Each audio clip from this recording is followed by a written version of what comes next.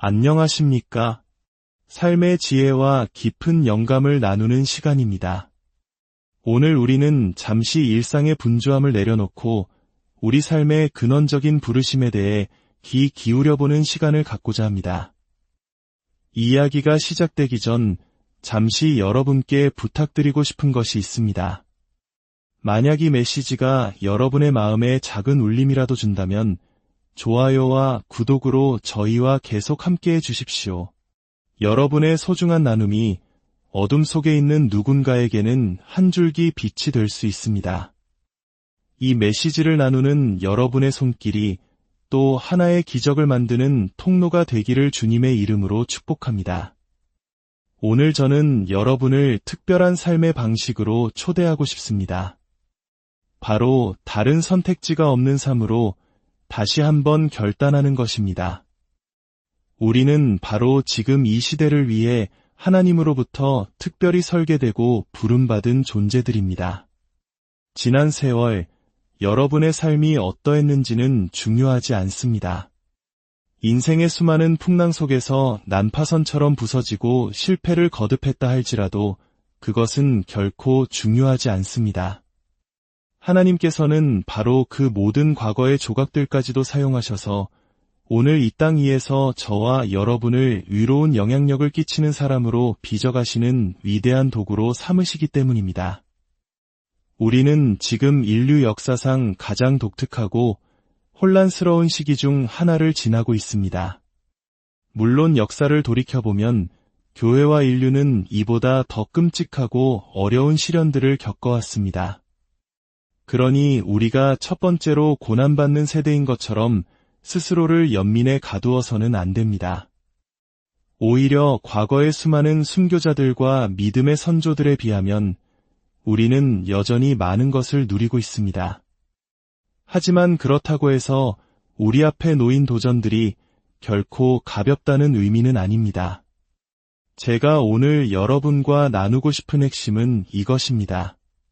하나님께서 우리 삶의 도전을 허락하시는 이유는 그 도전을 통해 우리의 가장 깊은 필요를 드러내시고 우리를 놀라운 돌파구로 이끄시기 위함이라는 사실입니다. 재정적인 어려움이든 팬데믹과 같은 건강의 위기이든 그 어떤 문제이든 하나님께서는 그 상황을 통해 내 안에 무엇이 부족한지를 보게 하십니다. 만약 제가 두려움에 빠진다면 주님은 저를 수치스럽게 하지 않으십니다. 불안과 공포에 휩싸일 때에도 마찬가지입니다. 주님은 단지 제가 그동안 무엇을 잘못 의지하고 신뢰하며 살아왔는지를 수면 위로 드러내실 뿐입니다. 불안감이란 결국 잘못된 것에 대한 안정감이 폭로되는 순간입니다. 주님은 우리를 부끄럽게 하시려고 우리의 연약함을 드러내시는 것이 아닙니다. 오히려 그것을 빛 가운데로 가져와 우리가 정면으로 마주하고 마침내 하나님의 신성한 해결책, 그분의 완전한 응답 속으로 걸어 들어갈 수 있도록 우리를 초대하시는 것입니다. 지금 이 순간 지구상에 존재하는 그 어떤 문제라 할지라도 우리 주 예수 그리스도께서 그에 대한 해답을 가지고 계시지 않은 것은 단 하나도 없습니다. 그분은 이미 모든 것을 아시고 모든 해결책을 완벽하게 준비해 두셨습니다. 예수님께서는 이렇게 선포하셨습니다. 회개하라, 천국이 가까이 왔느니라. 하나님의 나라, 즉 천국은 인간 마음의 모든 갈망과 모든 부르짖음에 대한 완전한 성취입니다. 우리가 이 땅에서 겪는 상황들을 통해 잠깐 만족을 얻을 수는 있지만 진정한 충만함과 완전한 만족은 오직 하나님의 나라라고 불리는 그 영역 안에서만 발견될 수 있습니다. 예수님께서 회개하라고 말씀하셨을 때 그것은 단순히 잘못을 뉘우치라는 의미를 넘어섭니다. 그것은 한 세대를 향한 강력한 도전이었습니다. 현실에 대한 너의 관점을 완전히 바꾸어라. 그렇지 않으면 너희는 영원히 열등한 것들의 영향력 아래에서 살게 될 것이다. 나는 나의 세계, 곧 만물을 질서 가운데로 이끄시고 생명의 풍성함과 하나님의 평강, 그리고 영과 혼과 육의 구원을 나타내시는 전능하신 하나님의 통치를 이 땅에 가져왔다. 우리가 이 열등한 세상의 방식에서 돌이켜 하나님의 나라를 붙잡을 때 비로소 이 모든 놀라운 것들을 누릴 수 있게 되는 것입니다. 오늘 저는 여러분의 기억을 새롭게 하는 메신저가 되고 싶습니다. 우리가 지난 세월 함께 공부하고 기도하고 묵상했던 그 진리들을 다시 한번 상기시켜 드리고자 합니다. 성경 사도행전 4장으로 가보겠습니다. 이 이야기는 제 삶에 지대한 영향을 끼친 이야기이며 제가 처음 이 말씀을 깨달았을 때의 전율을 아직도 잊을 수가 없습니다. 이야기는 3장에서 시작됩니다. 베드로와 요한이 성전문으로 올라가다가 태어나면서부터 걷지 못하는 한 사람을 만납니다. 그는 구걸하고 있었습니다. 그때 베드로가 이렇게 선포합니다. 은과 금은 내게 없거니와 내게 있는 이것을 내게 주노니 나사렛 예수 그리스도의 이름으로 일어나 걸으라. 저는 이 이야기를 정말 사랑합니다. 베드로는 자신이 가지지 않은 것, 즉 세상의 부를 인정했지만 동시에 자신이 가진 것, 즉 예수의 이름을 분명히 알고 있었습니다. 그에게는 모든 권세가 무릎 꿇어야 하는 이름, 모든 권력이 그 발 앞에 굴복해야 하는 이름이 있었습니다. 모든 입술로 예수를 주라 시인하게 만드는 그 이름이 그에게 맡겨졌던 것입니다. 그는 그 이름을 선포했고 여러분도 잘 아시다시피 그 남자는 걷고 뛰며 하나님을 찬양하는 완전한 변화를 경험했습니다. 이 제4장으로 넘어가면 이 놀라운 기적 때문에 베드로와 요한은 당시 종교 지도자들 앞에 끌려가게 됩니다. 그들은 예수의 이름을 전했다는 이유로 책망받고 위협당하고 감옥에 갇히기까지 합니다. 12절은 이렇게 선포합니다. 다른 이로서는 구원을 받을 수 없나니 천하 사람 중에 구원을 받을 만한 다른 이름을 우리에게 주신 일이 없음이라. 그렇습니다. 우리에게는 여러 선택지가 있는 것이 아닙니다. 오직 한 분의 왕, 한 분의 주, 영원하신 하나님의 아들 예수 그리스도만이 계실 뿐입니다. 그리고 13절은 이렇게 기록합니다.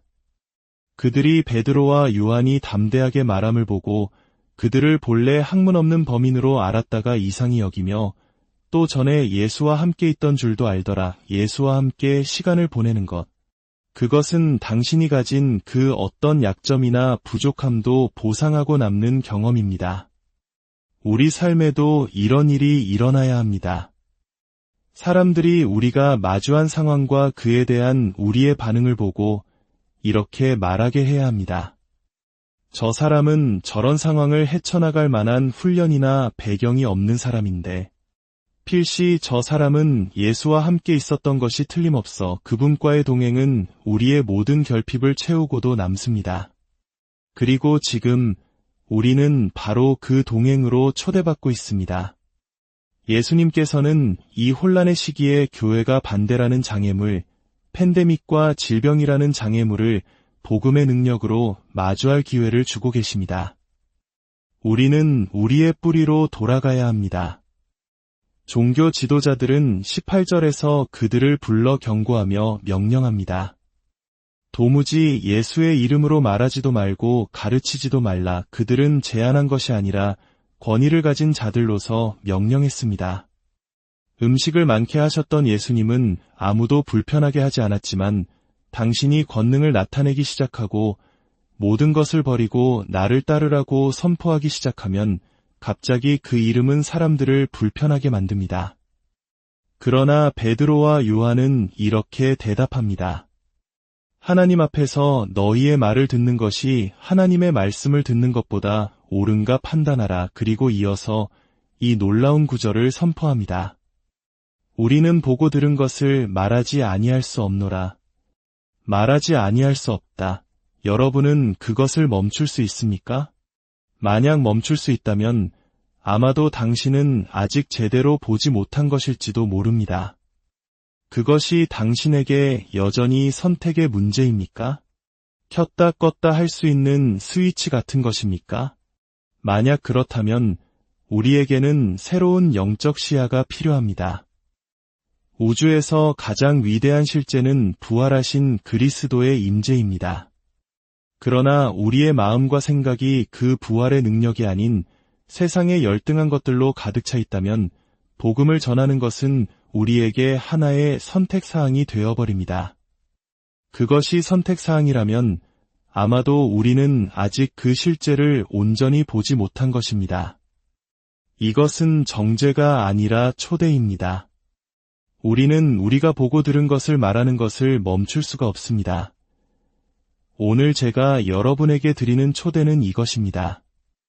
이제는 다른 선택지가 없는 삶으로 다시 한번 등록할 때입니다. 우리는 이 시대를 위해 주님에 의해 설계되었습니다. 당신의 인생이 실패와 좌절의 연속이었더라도 상관없습니다. 지금까지의 모든 것은 하나님께서 당신과 저를 이 땅의 의로운 영향력으로 만드시기 위해 사용하신 도구입니다. 하나님의 백성들의 입에서 이 고백이 터져 나와야 합니다. 우리는 보고 들은 것을 말하지 않을 수 없습니다. 이것은 더 이상 선택사항이 아닙니다.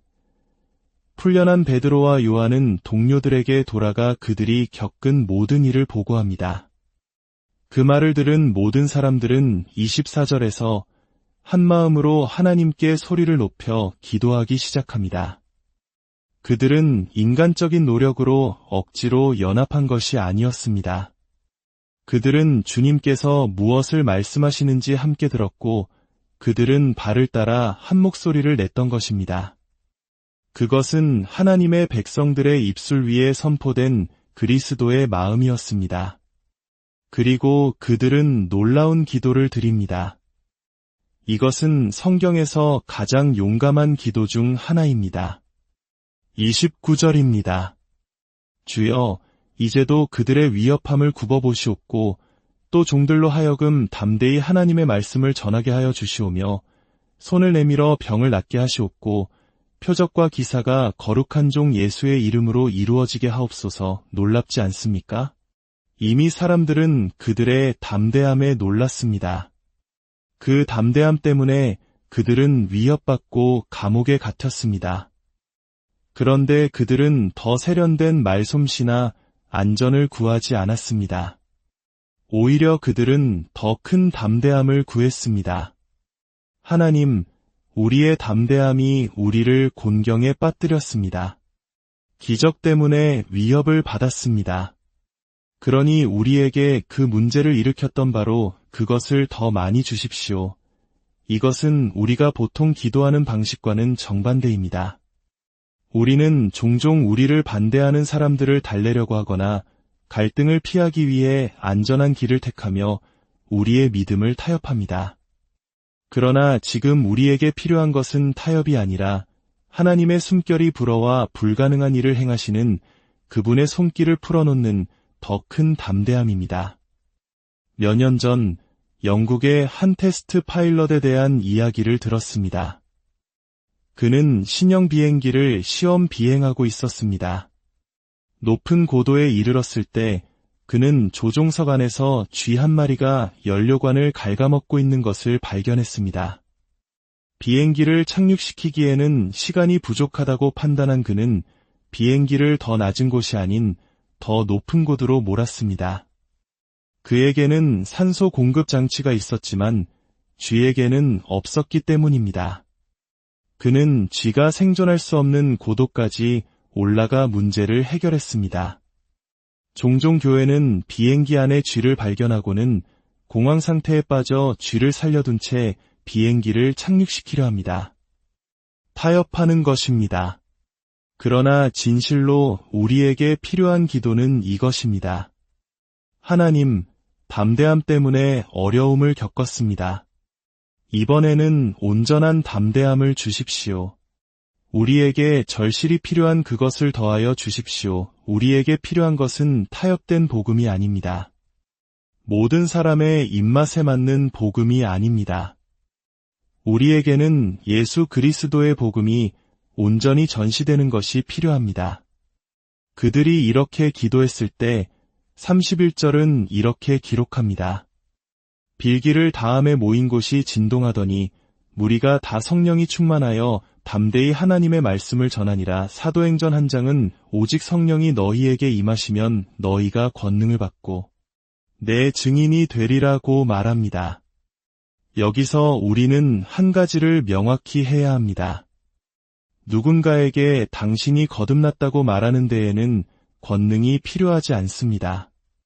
배고픈 사람에게 샌드위치를 주는 데에도 권능은 필요하지 않습니다. 물론 그것들은 우리가 마땅히 해야 할 일입니다. 그러나 당신이 예수 그리스도의 부활의 실제를 증명하도록 부름받았다면 그때는 권능이 필요합니다. 저는 몇 년 전 텍사스 달라스에서 있었던 집회에서의 경험을 잊을 수 없습니다. 이틀 밤에 걸쳐 저는 다발성 경화증을 앓는 5명의 사람들을 위해 몇 시간이고 기도했습니다. 그들은 예수님을 만나기 위해 저를 찾아왔습니다. 부활하신 주님은 결코 누구도 그냥 돌려보내지 않으셨기 때문입니다. 그러나 그들 중 단 한 명도 치유받지 못하고 돌아갔습니다. 너무나 고통스러운 순간이었습니다. 저는 주님께 이렇게 부르짖었습니다. 하나님, 그들은 주님을 만나러 왔는데 결국 만난 것은 저뿐이었습니다. 우리 둘 다 감동받지 못했습니다. 제 안에 무엇이든 필요한 일을 행하셔서 작은 믿음을 가진 사람이라도 와서 기적적인 주님의 만지심을 볼 수 있게 해주십시오. 사람들은 종종 치유받지 못하는 것이 그들의 믿음이 약하기 때문이라고 말합니다. 그러나 저는 그렇게 믿지 않습니다. 성경은 믿음의 기도가 병든 자를 구원한다고 말합니다. 만약 제가 기도하는 사람이라면 믿음을 가져야 할 사람은 바로 저입니다. 이것은 수치심을 느낄 시간이 아니라 하나님을 찾을 시간입니다. 사람들이 저를 보고 저 사람은 모든 면에서 부족하지만 그가 예수와 함께 있었다는 것은 알겠다. 왜냐하면 그가 능력을 나타내야 할 때, 부활을 증명해야 할 때 그는 부족하지 않기 때문이다. 라고 말하게 해야 할 시간입니다. 예수님께서는 믿음이 약한 자들을 꾸짖으시면서도 단 한 번도 그들의 약한 믿음 때문에 기적을 거두신 적이 없습니다. 오히려 그들의 약한 믿음을 드러내시고 기적을 베푸심으로써 그들이 더 큰 믿음으로 나아갈 수 있는 길을 열어주셨습니다. 그분은 너희가 표적을 보지 못하면 도무지 믿지 아니하리라고 말씀하시면서도 바로 그 순간 기적을 행하셨습니다. 왜냐하면 그들이 보면 믿을 수 있다는 것을 아셨기 때문입니다. 기적과 표적을 통해 예수님의 부활을 나타내지 않는 것은 사람들에게서 믿을 수 있는 기회를 빼앗는 것과 같습니다. 몇 년 전 어느 주일 아침이었습니다. 예배가 시작되기 훨씬 전 저는 교회 뒷자리에 한 가족과 함께 앉아있는 노숙인 남성을 보았습니다. 저는 그에게 다가가 인사를 건넸고 그의 팔에 깁스를 한 것을 보았습니다. 다리에서 떨어져 팔이 산산조각이 났다고 했습니다. 저는 그를 위해 기도해도 괜찮겠냐고 물었고 아주 간단한 기도를 드렸습니다. 기도가 끝나자 그는 팔을 움직이기 시작했습니다. 그의 얼굴에 나타난 놀라움과 기쁨을 저는 잊을 수가 없습니다. 모든 고통이 사라졌고 움직일 수 없었던 팔이 자유로워졌습니다. 그날 설교가 끝나고 예수님을 영접할 사람들을 초대했을 때 누가 가장 먼저 앞으로 나아왔을 것 같습니까? 물론 그였습니다. 성경은 그의 인자하심이 너희를 인도하여 회개하게 하심을 알지 못하느냐고 말씀합니다. 하나님의 부활의 능력을 나타내지 않는 것은 사람들로부터 하나님의 선하심을 맛볼 기회를 빼앗는 것입니다. 바로 그 맛봄이 사람들로 하여금 이 열등한 삶을 버리고 우리의 삶을 인도하실 자격이 있는 유일한 분, 부활하신 그리스도를 따를 용기를 주기 때문입니다. 사랑하는 성도 여러분, 지금은 우리가 비겁해질 때가 아닙니다. 예수님께서 성취하신 일의 부재에 대해 성경적인 변명을 만들 때가 아닙니다.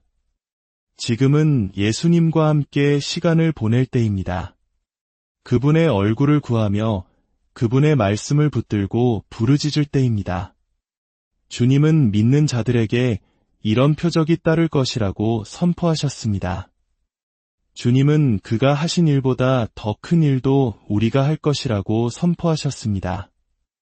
주님은 그가 채찍에 맞음으로 우리가 나음을 입었다고 선포하셨습니다. 하나님의 은혜로 왜 기적이 일어나는가? 그리고 왜 일어나지 않는가? 저는 그 이유를 다 알지 못합니다. 그러나 그때가 바로 제가 종교적인 변명을 만들거나 남을 탓하는 대신 다시 주님 앞에 나아갈 때입니다. 저는 매일 아침 성찬을 들고 밖으로 나가 주님 앞에 섭니다. 아버지, 예수께서 채찍에 맞음으로 우리가 나음을 입었다고 하셨습니다. 예수께서 부서지심으로 우리가 온전하게 되었고 그가 비워지심으로 우리가 채워졌으며 그가 거절당하심으로 우리가 받아들여졌습니다. 이 부활하신 그리스도의 증거를 붙들고 기도합니다. 아버지 하나님, 이 도시를 치유하여 주십시오. 인간에게는 불가능한 일을 행하여 주십시오. 이 혼란의 시기를 통해 깨어진 가정과 결혼관계를 회복시켜 주십시오. 두려움과 불안 속에 무너진 사업들을 일으켜 주십시오. 여러분, 우리 도시와 나라를 위해 기도합시다. 담대하게 서서 선포합시다. 이 땅의 가정들을 파괴하기 위해 세워진 모든 어둠의 계획을 향해 우리는 주님의 이름으로 아니오라고 말합니다. 사도행전에서 아시아의 모든 가정이 복음을 들었던 것처럼 지금 우리가 사는 이 땅의 모든 가정이 복음을 듣게 되기를 원합니다.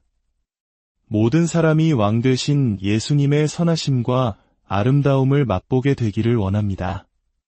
성경은 맛보아 여호와의 선하심을 알지어다 라고 말합니다. 맛보는 것은 경험이고 보는 것은 인식입니다. 저는 사람들이 그분의 친절하심을 경험하여 우리 아버지가 어떤 분이신지에 대한 새로운 인식을 갖게 되기를 소망합니다. 어쩌면 이 메시지를 듣고 있는 당신은 아직 예수님과 개인적인 관계가 없을지도 모릅니다. 나는 죄사함이 무엇인지, 새로운 본성을 갖는 것이 무엇인지, 하나님의 가족이 되는 것이 무엇인지 모릅니다. 라고 말할지도 모릅니다. 당신은 바로 이때를 위해 태어났습니다. 그러나 어떤 인간의 힘이나 재능으로도 오늘날 필요한 일을 이룰 수는 없습니다. 오직 내어드리고 순종하는 삶을 통해서만 가능합니다. 바로 지금 당신이 있는 그 자리에서 이렇게 기도할 수 있습니다. 예수님, 저의 모든 삶을 주님께 드립니다. 제가 만들어낸 모든 엉망인 삶과 제가 성공했던 모든 것까지도 다 주님께 드립니다. 저의 모든 죄를 용서하여 주십시오. 저를 성령으로 채워주시고 제 주변 세상에 주님의 친절하심을 나타내는 통로가 되게 도와주십시오. 예수님의 이름으로 기도합니다. 만약 당신이 이 기도를 드렸다면 당신은 새로운 삶을 시작한 것입니다. 온라인으로 함께하고 있는 교역자들에게 알려주십시오. 그들이 당신을 위해 개인적으로 기도하고 도울 것입니다. 또한 지금 육체의 기적이 필요한 분들이 계십니다. 우리는 치유의 말씀을 선포합니다. 가정에 있는 끔찍한 감염과 질병을 향해 예수의 이름을 선포합니다. 복부에 종양이나 이상 증세가 있는 분, 주님께서 당신을 치유하고 계십니다. 손에 극심한 통증이 있는 분이 계십니다. 주님께서 비방하는 손가락질을 멈출 때 너의 손이 깨끗해질 것이라 말씀하십니다. 남을 비난하고 비판하는 것을 멈출 때 치유가 임할 것입니다. 하나님께서 가정을 회복시키고 계십니다. 14살 된 금발의 딸과 극심한 갈등을 겪고 있는 분이 계십니다. 속임수의 영이 그 관계에 들어와 괴로움을 주었지만 우리는 오늘 예수의 이름으로 그 과제를 끊어버립니다. 우리는 우리가 섬기는 분이 얼마나 놀라운 분이신지 다 말할 수 없습니다. 그분은 당신을 마음에 품고 계시며 말로 다 표현할 수 없을 만큼 당신을 사랑하십니다. 당신의 모든 필요를 가지고 그분께 나아가십시오. 주님, 이것을 주님께 드립니다. 제 몸을 치유해 주시고 제 재정을 회복시켜 주십시오. 저는 앞으로 6개월 안에 이 땅의 모든 사업체 위에 부활의 능력이 임하기를 예수님의 이름으로 기도합니다. 여러분 한 분 한 분을 축복합니다. 여러분을 직접 만나 안아드릴 수 없지만 이렇게라도 말씀을 나눌 수 있어 감사합니다. 우리가 이 놀라운 하나님 나라의 복음을 전하는 자들이 될 수 있다는 사실에 저는 너무나 감사합니다. 하나님의 축복이 여러분과